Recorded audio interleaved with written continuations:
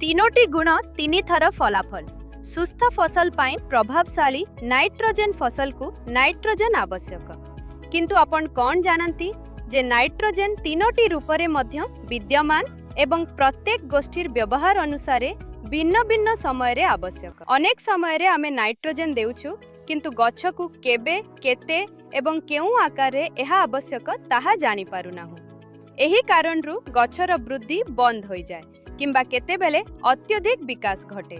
जय किसान नवरत्न नाइट्रोनिक 32 एक तरल सार जेउथिरे 32% नाइट्रोजेन तीन प्रकार रूपरे मिलिथाय। प्रथम पर्याय हेउछि नाइट्रेट जहा प्राय 1/4 परिमाण रे मिलिथाय।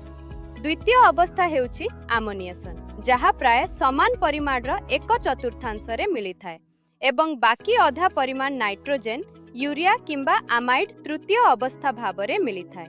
आसंतु एबे जानिबा एही तीनोटी पर्यायर वैशिष्ट्य गुड़िक। प्रथम पर्याय नाइट्रेट एहा नाइट्रोजेन रो एक प्रकार जहा गछ गुड़िक पई तुरंत उपलब्ध एवं जहार प्रभाव शीघ्र दृश्यमान हुए।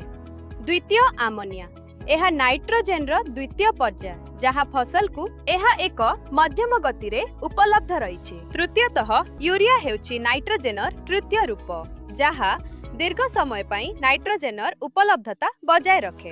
जय किसान नवरत्न नाइट्रोनिक 32 गछर प्रत्येक पर्याय रे संतुलित परिमाणर नाइट्रोजेन जोगाई थाए। सेति पई एहाकू तीनोटी गुण कुहा जाय।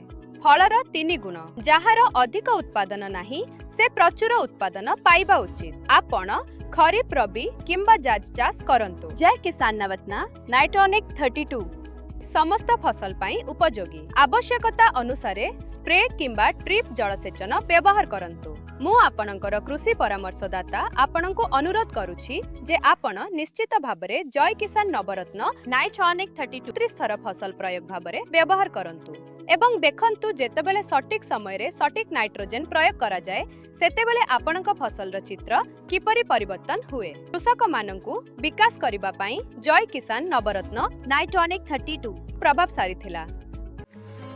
आपकी मुस्कान जय किसान।